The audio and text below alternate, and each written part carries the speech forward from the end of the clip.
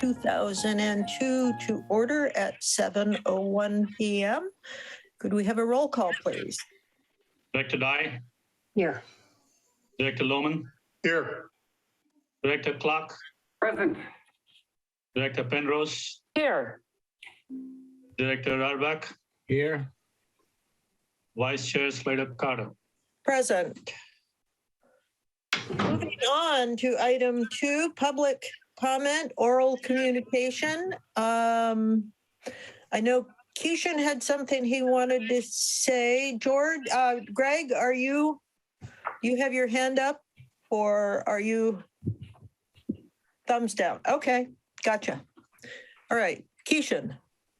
Yes. I wanted to share this bit of information with all of y'all that we've been getting this wastewater tested for COVID at the labs in East Coast. And I believe we had a short presentation a couple of months back at our earlier meetings. But I wanted to say that the numbers are rising. They're pretty bad. We got the result from the sample, which was collected on Thursday.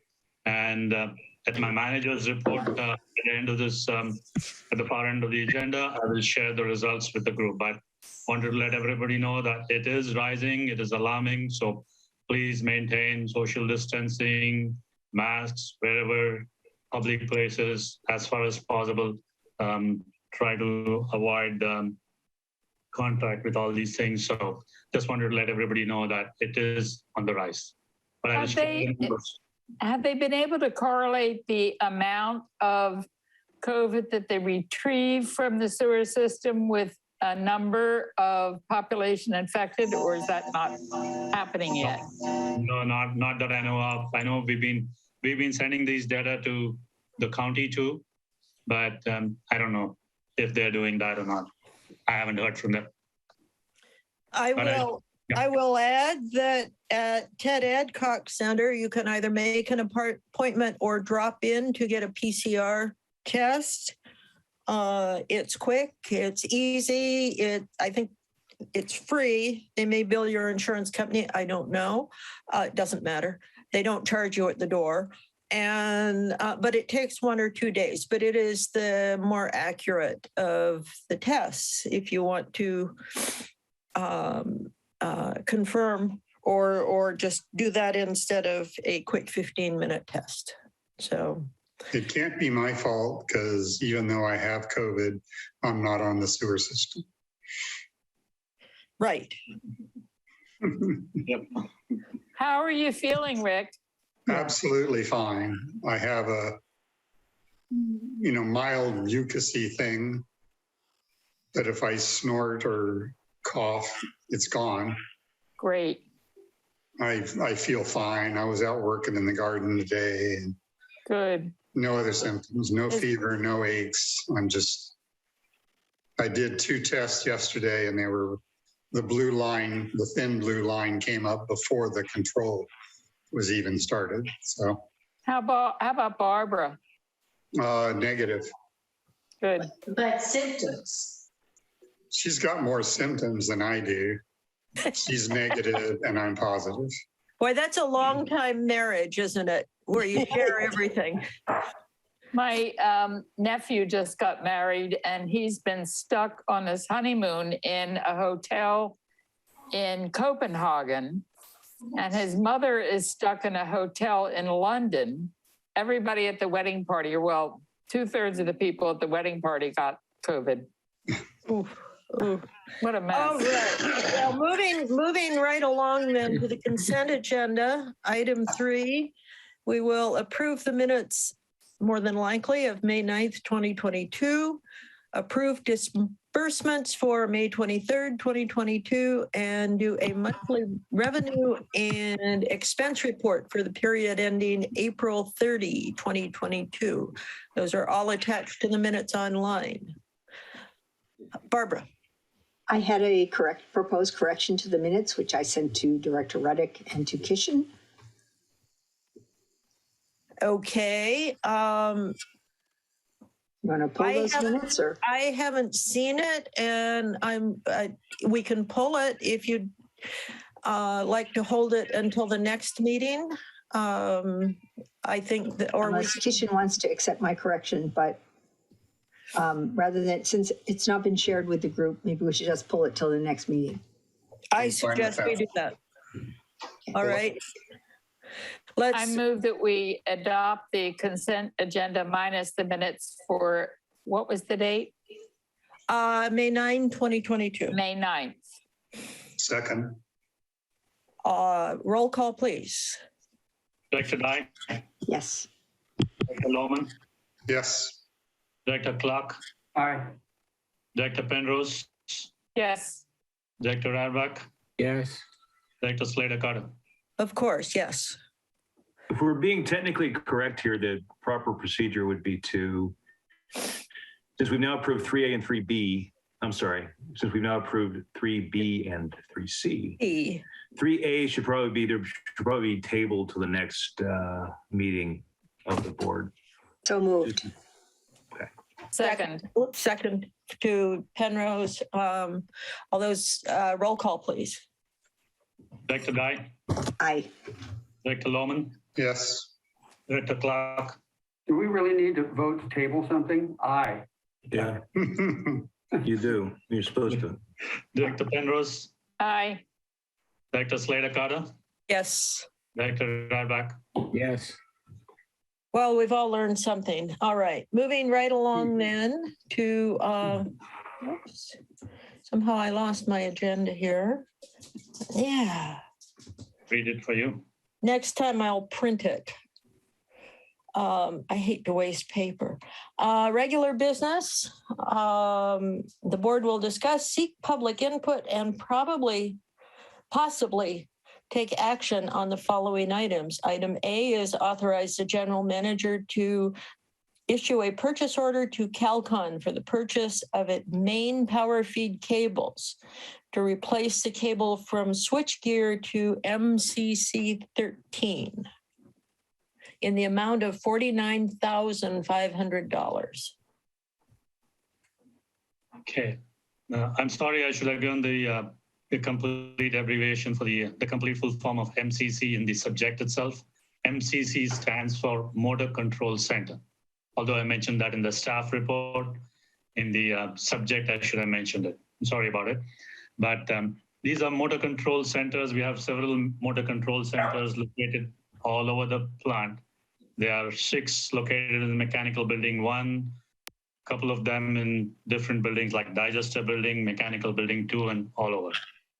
Now, a couple of weeks back, or to be precise, I think it was last month, Eaton had come over and had done an inspection of the switchgear. That's the main switchgear in mechanical building 1. That was on April 20th. And several electrical tests were performed.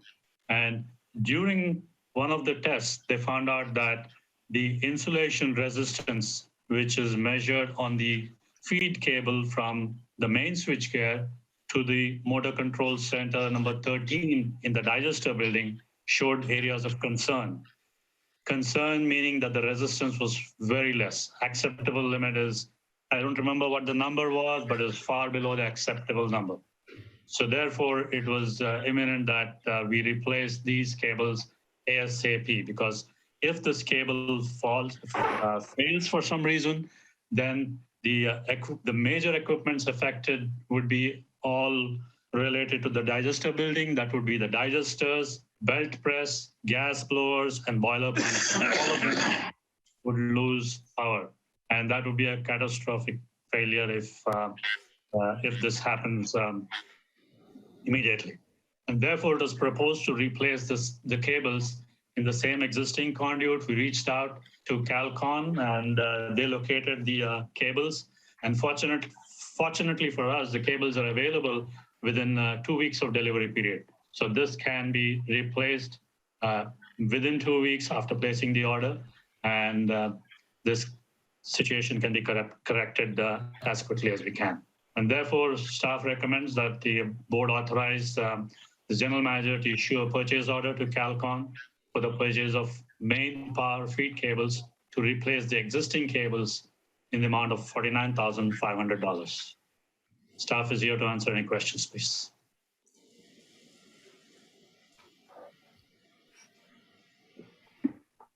You're muted, Catherine. Thank you. I had a dog that was trying to interrupt. So anyway, Matthew, let's start with you. Yes, the notice power flows through MCC 13 to the digesters, belt press, gas blowers, boiler pumps, and apparently some other equipment. How, when this work is done, how will those absolutely vital systems be kept running? Yeah, they would probably switched off for a couple of hours, which would not matter. We would lay all the cables, everything, and then possibly pull out, switch off the power for some time and then insert these cables. So that's not going to affect the process. It'll be just a couple of hours work. Oh, okay, great. And the proposal from Calcon dated May 11th makes it clear its quotation is for materials only. All other costs associated with the project will be billed separately. And okaying this $49,500, we're obviously going ahead with the project, but I'd like to know what the other charges will be for, and I really would like to have seen a total cost proposed for the board to consider, but if we have some general figure on what, installation and testing, et cetera, is going to cost, I'd like to know it. Yeah, I can give you a ballpark figure. It'll normally be the installation and testing costs would be somewhere around 26,000 or around that. And I didn't really bring it to the board because it is within the general manager's authorization, and therefore I didn't bring it. And the urgency was to bring this to the board quickly so that we can go ahead and place the order and save on the lead time. Does it make sense, Director Clark? Well, that gets us up to 75,000 for the project in approximately in total. So I think we should, because that's beyond your spending authority, that we should okay all of it now. Yeah, but I look at it, I can definitely bring it to the board. I have no issue bringing it to the board, but I look at it as an maintenance issue. We've got the electrical contractor replacing a lot of cables, wires, and they are on an annual contract for 5 years to do all these things. So we take it within that, and that's within the board had approved about 350,000 for an annual spending for regular maintenance work at the plant. So it is within that contract, but I'll be happy to bring it back to the board at the next meeting if it's required. Is that contract just for, it's 350 just for Calcon? Yes, that was approved by the board about 2 years back for a 5-year contract for regular maintenance of the entire electrical equipment at the plant. Okay. Yeah, this is significant. I could still bring it to the board for approval. All right. I would propose that you place the purchase order and get that started and then bring back, the summary later. In fact, I'll make that as a motion.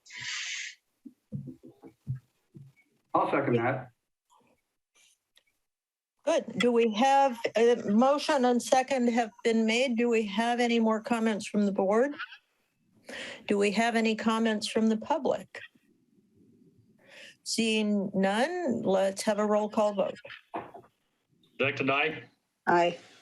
Director Lohman? Yes. Director Clark? Aye. Director Penrose? Aye. Director Radback? You're muted, Harvey. Sorry, yes. Director Slater-Carter? Yes. Thank you. Motion carries. Item B, authorize general manager to issue a purchase order to Eaton for partial replacement of bus duct in the amount of $116,725.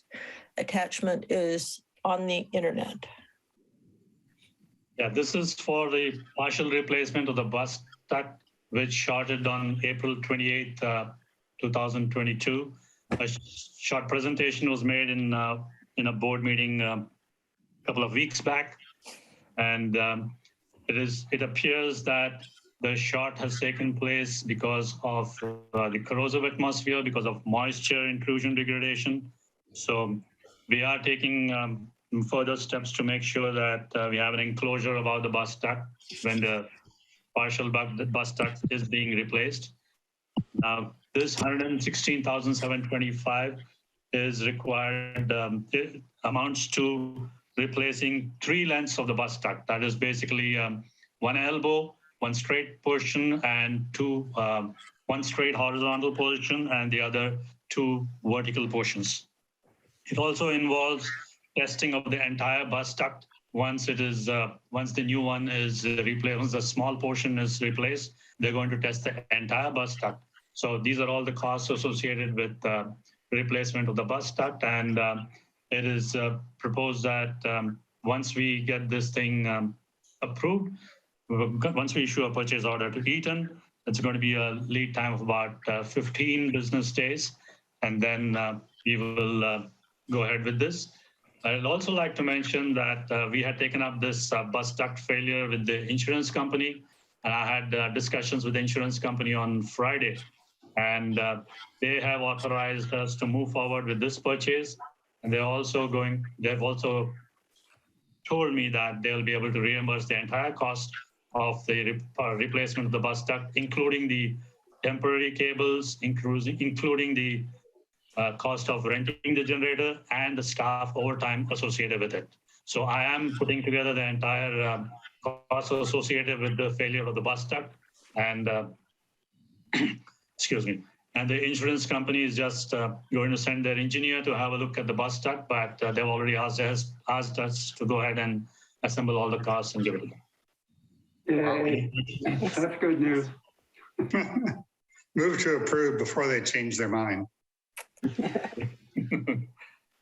Oh, I didn't see Barbara over there. Oops, why don't we hold off on the second, and Barbara? I just had a quick question. As I recall, 3 years ago, 4 years ago, we replaced the entire bus duct, correct? 5 years. 5 years ago. And can you just tell me ballpark what was the cost of putting in a new bus duct 5 years ago? I think it was about $500,000. No, the total cost was close to $1 million. It was far more than that, because the earlier bus duct was an old bus duct. It was an old design, manufactured and installed in the 90s. And therefore, when the bus duct, the short portion of the bus duct blew up, Eaton did not have the old design. So they had to replace the entire bus duct. And that's why it costed us more. That's why they had to spend time on designing it. It was designed, customized, and then manufactured and installed. And that's why it was far more than $500,000. Came close to about $1 million. As I recall, this was under the leadership of our previous general manager. And that when they opened it up, it was the thing was full of water, that it had not been properly maintained. I assume, and I'm sure that all of those problems have been eliminated or taken care of in the meantime in management. I was curious to know, I see in the manager's report, that you did some work on the bus duct a week before this all happened. Can you just tell us, it just seems funny that a week before you did a bunch of work on this, and I may be misreading it, but can you explain what was done a week before this event happened? Sure. Before I respond to that, I'd like to make a small correction. That it was not that while the earlier general manager was there, that the bus duct failed was due to poor maintenance. It was because of the old design of the bus duct, and that did not have any provision for any protective or enclosure for preventing water from getting into it. So that was the cause of failure. Otherwise, coming back to the maintenance part of it, what was done a week before the bus duct failed was only visual inspection. We were not able to disconnect the bus duct totally from the PG&E transformer. So it was just a visual inspection when they had come for inspection of the switchgear.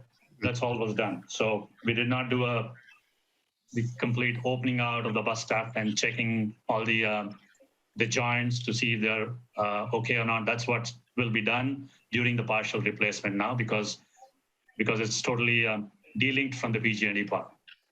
But you shut down the whole plant in order to look at the bus duct a week before this happened. We did that for the switchgear. That was the switchgear inspection. But for the bus, during the switchgear inspection, Eaton crew just did a visual inspection of the bus duct. I see. Okay, thank you. I just was trying to get that straight in my head. No problem. Matthew. Yes, as Barbara mentioned, I believe I distinctly remember that in 2018, when the previous bus duct had to be replaced, it was found to be full of water, and that clearly was helpful. And so on this one, which is new, the staff report says the cause of the short circuit is likely to be moisture intrusion. However, Eaton's proposal doesn't have anything conditional like the word likely. They say it is caused by moisture intrusion. And so my first question is, will the replacement parts and the reconstruction of it provide us with a more waterproof or moisture-proof electrical bus duct? I guess not. It'll be the same as the earlier one. The design is not going to change, except that the mating parts, they're going to open it up, make sure that the protection is secure, or replace the gaskets or sealing part of it. But additionally, Sam is going to have some sort of an enclosure above the bus duct. We are working on that. So that is not in Eaton's scope of work, but Sam will be providing a separate enclosure to prevent water from falling on the bus duct. Excellent. Part of Eaton's proposal also shows there will be a comprehensive technical report when the work is done. And I am hoping that comprehensiveness will include a definitive statement of why this bus duct went bad again. So let's hope that they can figure this one out and we can avoid this occurrence in the next few years. Thanks. Yes, Director Clark, the reason I've mentioned likely in my staff report is because unless you open up the bus duct, you will not be able to ascertain the definite cause of failure. Eaton has just seen it visually. So once they come to replace the bus duct, that'll be opened up. And then we can definitely say whether it was due to corrosion, due to water entering or not. Great. I had one more question. I know we don't have a lot of public watching our meetings, but can you just quickly, because this also, I think if someone's watching this and has no idea what we're talking about, can you just give a quick explanation of what the bus duct is? Just in case somebody's curious about what we're going to spend maybe another $1 million on. It's not the Samtrans bus stop outside on the street. Exactly. I mean, it does sound, it's kind of I don't even know exactly what it is, but not my job, but still. But I tell you what, if anybody wants to see the bus duct, ask Keishan and he will be very proud to show you. It is a critical part of the plant. It is indeed. Operation. Yeah, but what I could do is, it's actually in your packet, but if you wish, I can go to the packet and show that details of the bus duct, share my screen and do that if you'd like me to do that. Does anybody else want to see that? You know what? It's not even 7:30. Let's take just a 2-minute quick visual. Okay, just give me a second. Hopefully I have the packet. Let me check.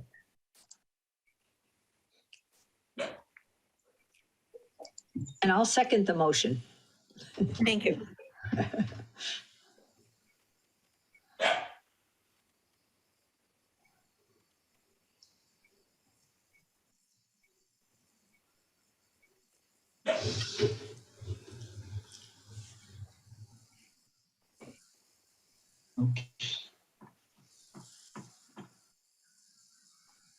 It's a big, as you can see, it's big. Yeah. Can you see my screen? Yes. So this part, the extreme left, the box is a PG&E transformer. Mhm. So this transformer gets its power from the PG&E lines, which are poles or whatever it is. From there, it comes to the PG&E transformer. So from the transformer, it has to convey the power from the transformer to the switchgear. This extreme right is the switchgear. And this switchgear has got all the controls, like I told you about the motor control console and other things which control various equipments all over the SAM plant. So this is located inside the building 1, a mechanical building 1. So this is a bus duct, literally, which goes into so many pieces. You see Show them, give some approximate lengths of the sections of the bus duct, please. For instance, I would I was say, going to point at my screen, but the amount of bus duct that's outside is about 30 feet.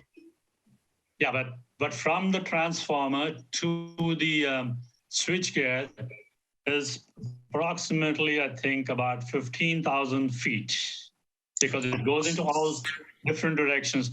I'm just going by the temporary cables that we laid out. In the last meeting, the board had approved for the temporary cables. The temporary cables are the same thing, which is connected from the PG&E transformer to the switchgear. It runs parallel, literally not parallel, I would say, but runs on the ground and all that, and then connects to this. We procured almost, I think, 12 to 14,000, I would say 14,000 or 15,000 feet of temporary cables. 1,000 feet or 100 feet? 15,000 or 1,500? 15,000 feet? 15,000. That would be 3 miles. No, 1,500 feet. Yep. 1,500. Okay. Thank you. Sorry. Yeah. So this is the length to which it has gone. So, well, the bus duct has to come on the ground, then it has to go overhead here in the building. That's the way it gets connected to the switchgear here. So it's a protective covering for the connector. Cables, yes. Yes. Okay. So you have these pictures here. Let me show you the picture here, which is in the packet. Yeah. See this part of it, see this here. I know, it just seemed like, since we're talking about this, it might be good to just make it a little clearer what it is. So thank you very much. No problem. We have a motion and a second. Do we have any more comments? If I could see the screen, please, Keishan, to see if there's any hands up. I don't know why it's not allowing me to. There you go. Come on. Yeah. Okay, I don't see any hands up. Any questions from the public? Okay, I will make one comment, and that is, with all the turmoil, when we had to replace the bus duct 5 years ago, there were so many different things going on and so many extraordinary expenses, and Sam has made a lot of progress. I would say the board should have given stronger direction on placing a cover over the bus duct, but we had so many extraordinary expenses, I repeat. But and so I want to thank the staff for number one, to the staff for doing this, and to the management for pushing forward to get this cover done. I think it's timely and effective, and I think a large portion of the problem did go, as we'll recall, there was a major force main problem 5 years ago too. So there was just a whole set of problems created by the lack of maintenance and preventative maintenance at SAM, and I think this board is setting a real leadership role for SAM in the future of taking care of these problems, and it will certainly save us money and give us a more reliable system in the future. Sure, here. Let's have a roll call. Director Nye? Aye. Director Lohman? Yeah, yes. Director Clark? Aye. Director Penrose, Yes. Director Slater Carter. Enthusiastically, yes. And I look forward to seeing the design for the cover for the bus duct. And something I would like to see is if there are other parts of the plant that are as critical and as expensive to replace that need protection from the salt and the elements. Let's start putting that list together and start working towards making sure they do have protection. The seaside salt exposure that we all live with is tough on buildings, cars, and sewer plants, among others. Moving right along to Catherine, We still need Director Arbach's comment, vote. may I ask a related question, please? You may, please. We just had two issues and approved action on keeping the electricity flowing to keep the plant running. And this is related in that there was a meeting with the, including the member agency managers and engineers. And we got back a report from John Rayner, the district engineer for GCSD.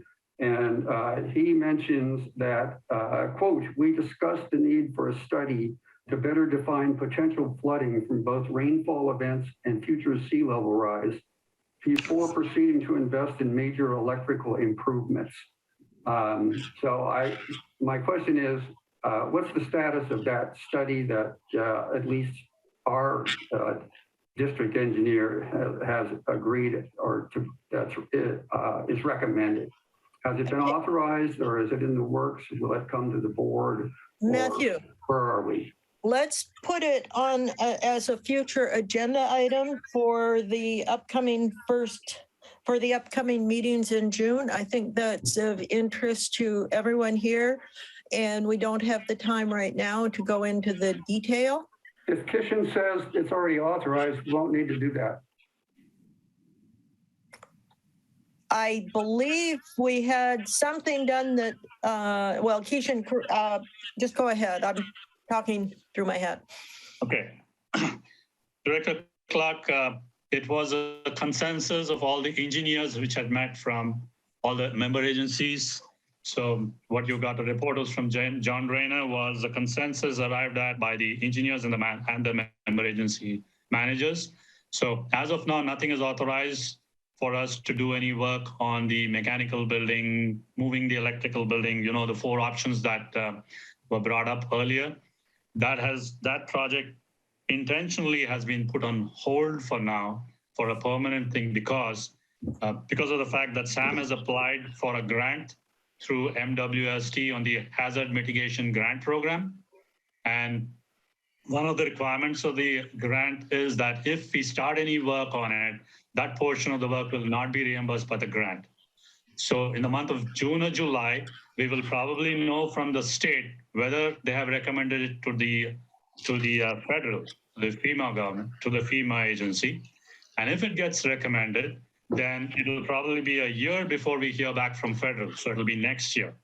So intentionally, we're not starting any work on those several options which were considered, but we are looking at some temporary measures by which we can mitigate this problem temporarily. And in the meanwhile, we'll take care of all these other studies which are required to be done, like sea level rise or any other things which can impact whichever option we'd like to use. Thank you for that very complete answer. No problem. Anytime. Good. Moving right along then, we have the general manager's report. Wait, did we finish Oh, the Harvey, vote? I didn't need to see your vote. hand. Oh, you didn't vote. On That's what I thought, yeah. replacement, and I vote yes. Thank you. You're welcome. Oops. All right, now we'll get to the general manager's monthly report and we get to see the charts that go with his public comment. Yes, before I go with the charts, if anybody has any questions on the report which is in the packet, then I'm happy to answer. Otherwise, I'll jump straight to sharing my screen for the wastewater testing results.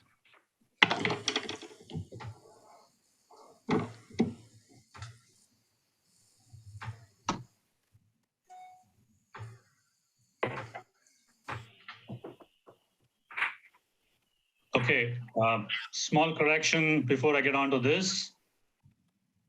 I checked up my records and the total length of the bus duct from the transformer to the switchgear is not 1,500 feet. I'm sorry about it. It's about 120 feet, the total length from the transformer, from the PG&E transformer to the switchgear, because it takes a couple of shortcuts and then it goes through the building. It doesn't have to go all around the building like what we've done for the temporary cables. So it comes to about 120 to 130 feet. I just checked my records. Sorry about the confusion. Okay. Yeah, so during the public comment, I did mention that there has been a rise in the virus concentration. We sent it out to the lab at the East Coast. They had the BioBot who had made a presentation to the SAM board a couple of weeks back. We see that the latest one, which was the sample was collected on Thursday, the 19th May, that was last Thursday. The virus concentration was the highest. You see the April numbers are high, but May 19 is the highest. It's 5,069,387. And the effective virus concentration is 1,547,001. The concentration levels are 92%. I can show this specific report. Let me just pull up that specific report.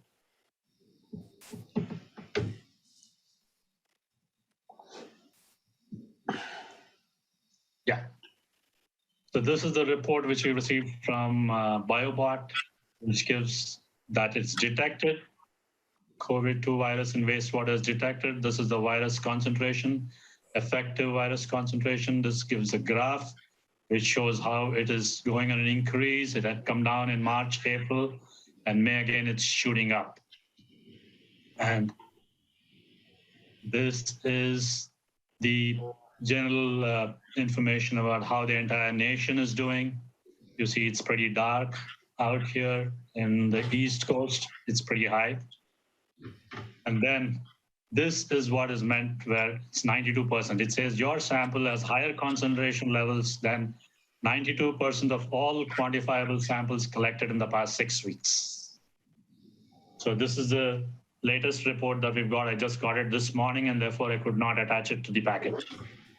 But we get these reports pretty quick. They collected the sample on Thursday because it was a weekend. Saturday, Sunday, we got it this morning. Otherwise, pretty much when we collect the samples when we send out the samples on Tuesday, we get the results on Thursday. Yes, Director Lohman had a question. I can still have my screen up.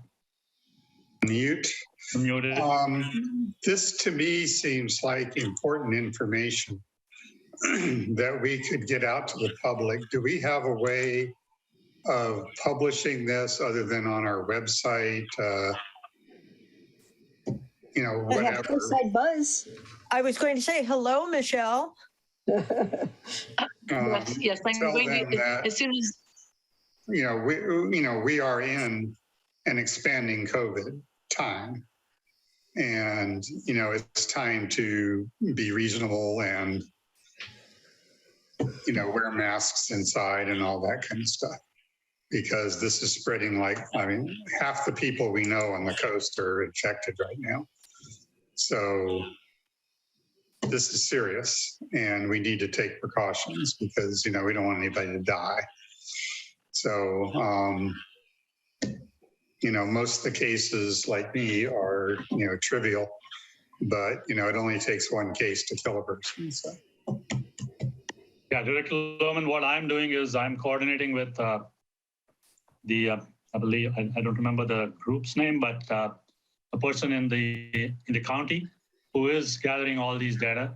So they are making a deeper study into it with the population, with the amount of cases that are coming up and other things. So I'm giving all this to help them put together some sort of a statistical data. Thank you. Good. Any more questions? Moving on, attorney's report. Nothing specific to report tonight, Madam Vice President. Okay, director's report. I went to the California Special District Association legislative days last week, and two things of importance. One is that there is some scheme, and Jeremy, maybe you could give it to us for our next meeting, but the ERAF funds, which are generally come into special districts and cities, apparently are getting hijacked to go somewhere. So the taxes, property taxes that people pay that are used to give them a higher quality of life in their own community are going to be going somewhere else. And education. They'll be going to education. well, no, it's a good portion of our sales tax dollars already go to education. There was a small portion that was allowed to go back to cities and special districts. That is also being hijacked. And so I'd like to know what the status of that particularly is. I know the Harbor District has routinely gotten about $2 million, which it uses to enhance the harbors for the entire county. The city, I don't know what your ERAF share usually is, but if you're not getting it, that's something you probably will be concerned about. I know MWSD, it's not all that much money, but we have used it to offset rates, to fix the water district, and to do repairs. So that, I think that's an important thing that people need to know. Our legislature is once again raiding the special district coffers. The other is there is an initiative. It's along the lines of Prop 13, Prop 218, Prop 26. Its name right now is 21004281. They are gathering signatures for it, and the attorneys who are speaking at CSDA have said this is a very significant initiative. It is presented as no taxes without more information. It's a very vague initiative.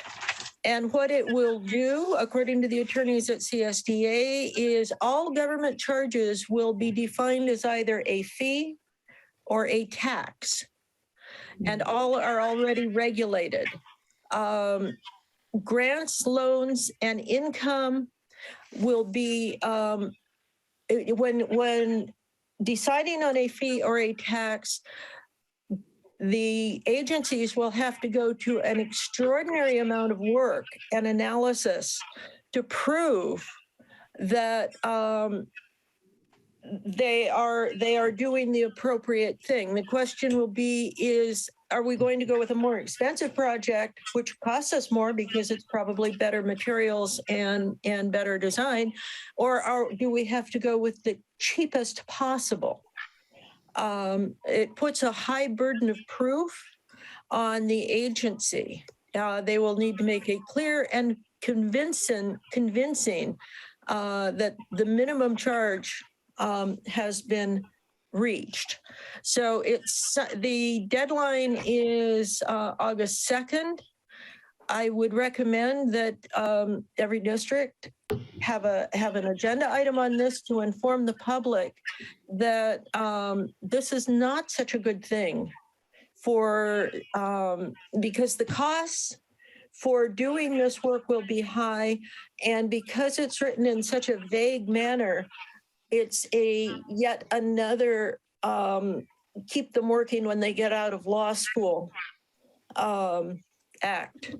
And it will be retroactive. It's not going to be voted on until, it won't be voted on in November of 2022, but it does have a retroactive clause to make it retroactive when it finally is voted on to January 1, 2023. It's funded by the California Business Roundtable, which is developers, enterprise car rental, and Verizon. So I think we need to do what we can as individual agencies and individuals to tell the public that it would be better not to sign this. Thank you. Rick. We had a LAFCO meeting a little while ago. We're still trying to nominate or appoint the new executive director to replace Martha. The county was not in attendance. They had some other business, and at least one person in the county has to vote for the replacement. So on MSRs, there are no for the public. What's an MSR? Management Service Review. Municipal Service Review. Pardon me. Okay. There has been a move to push for a new MSR on the Harbor District, which would relate to us. I think that's not going to happen this year, but there is no Half Moon Bay, Coastside, whatevers. So we get a little reprieve right now. So that's it. Thank you. Matthew. Comment on your first topic, Catherine. This came up at our last meeting, and I asked for the communications we've gotten from the county level about the ERAF heist. And I have gotten those and read them, and they're written in that governmental bureaucratic language where you think you know what it says in the first paragraph, and in the second paragraph it seems to say something the opposite. So this may very well be in the works, but it might not be complete. This is what I took away from reading this thing twice, that they may be heisting the ERAF return to the special districts, but probably wouldn't take all of the money. It depends on the level of funding at your schools. And I don't know what we can do about this other than perhaps write to our assembly and state senate people and point out that the state is running a $100 billion surplus. And why are they taking our measly $1/3 $1 million? Thank you. Thank you. Thank you. Oops, touch ID. Okay, moving right along. Topics for future board consideration. Do we have any suggestions? And I'm sure you can pass them on to Keishan. Do we have closed session, Jeremy? Do we have a need for it, Keishan or Jeremy? I don't believe so, but let me defer to Kishan. No, I don't think so. I think Barbara Director Dye has got a hand raised. Yes, Barbara. I just wanted to finish up on the ERAF. It stands for Educational Revenue Augmentation Fund, and this is money to support local school districts. And when the amount contributed is more than the minimum cost of funding local schools, the excess funds are returned to the county, cities, and special districts. So if this money were taken from the special districts, it would go to the schools in San Mateo County. I think that was the original intent, but what the rumor mill has said is it may be going statewide. That's why we need to check this out. Yeah. Director Senator, is it any chance you could forward me the materials that you had from CSDA? So that way I can take a look and be able to comment on them in the next. I will ask Clemens to do that because he just gave us a report at MWSD. Gotcha. Thanks. And I will ask CSDA to do it as well. So we have no need to convene in closed session. My hand raised. Oops. Yes, sorry. Sorry, I didn't bring it up in the manager's report, but I wanted to check if anybody had any comments or any changes required in the new CIP tracking that I've provided, which indicate not only the funding in one sheet, it also indicates the estimated delivery time and the bar charts. Okay, anybody needs any change, or can I continue with the same thing for now? It looks like you got all thumbs up. Thank you. Matthew, all I can see is your chin, so I couldn't see your thumb, but There we go. And I want to say thank you very much. This has come about as a result of Keishan's good work with the Finance Committee, and the comments by the Finance Committee have been implemented, and I think that's very good. And thank you to Barbara Dye, who has been one of the people who has been really on top of this. Thank you very much. I appreciate Kitchen's work on this, and I think it's very helpful for us to have this information. And I think it will be very useful to have it going forward. It has been something I have wanted to see for a long time. And again, I'm glad we have management and a supportive board that make this possible. So and to Gabriel and George and and George Evans, it is the staff as well who makes this happen. We are a good team, and I am very happy to be a member of this.